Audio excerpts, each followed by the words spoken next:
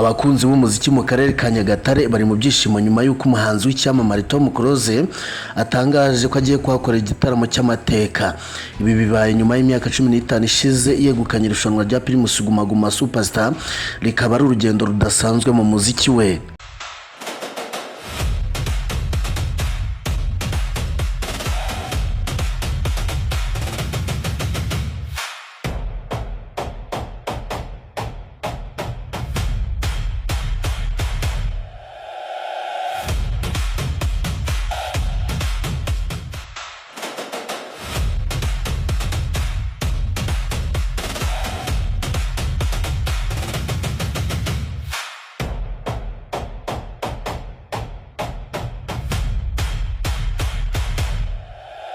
Murakaza neza kuri Kigali 250, urubuga rubagezaho amakuru agezweho y'imyidagaduro, umuziki, ibyamamare n'udushya dutandukanye bishyushye, byizewe kandi bikunogeye.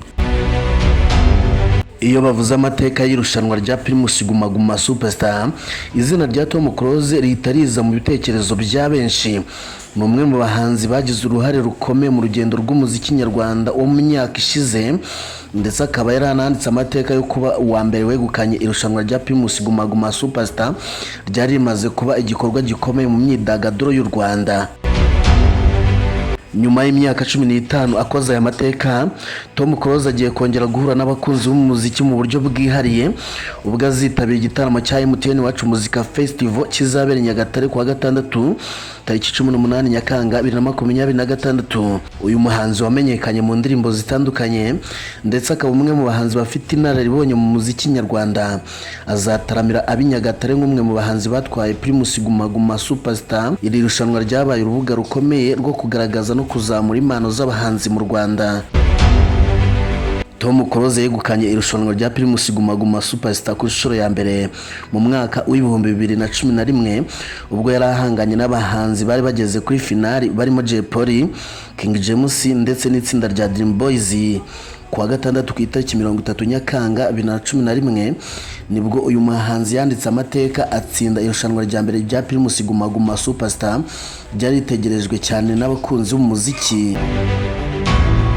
Uretse igihembo cy'amafaranga y'u Rwanda miliyoni 6, Tom Close yanahawe amahirwe yo gukorana indirimbo n'umuhanzi w'icyamamare ku rwego mpuzamahanga witwa Shani Kingston. Ibi ni ibintu byabaye kimwe mu bihe byihariye mu rugendo rwe rwa muzika. Nyuma ye, iri rushanwa ryagiye ritanga abandi bahanzi bagize uruhare mu mateka y'umuziki nyarwanda. Muri 2012 ryegukanwe na King James, naho mu mwaka wa 2013 ryegukanwa na Riderman. Muri 2014 ryegukanywe na Jay Polly, naho mu mwaka w'ibihumbi 2015 ryegukanwa na Butera Knowless. Mu mwaka w'ibihumbi 2016 ryegukanwe na Urban Boys. Mu mwaka w'ibihumbi 2017 ryegukanwa na Dream Boys, naho mu mwaka w'ibihumbi 2018 ryegukanwe na Bruce Melody. Muri inshuro MTN Iwacu Muzika Festival hiyongereyemo umwihariko wo guha umwanya bamwe mu bahanzi batwaye Primus Guma Guma Superstar, ari nayo mpamvu Tom Close ari mu bazaririmba mu gitaramo cy'Inyagatare. Mu bahanzi batwaye Primus Guma Guma Superstar bamaze kuririmba muri MTN Iwacu Muzika Festival harimo Butera Knowless waririmbiye abakunzi be bitabiriye igitaramo cyabereye mu karere ka Muhanga. Bruce Melody yahaye ibyishimo abakunzi bo mu karere ka Karongi.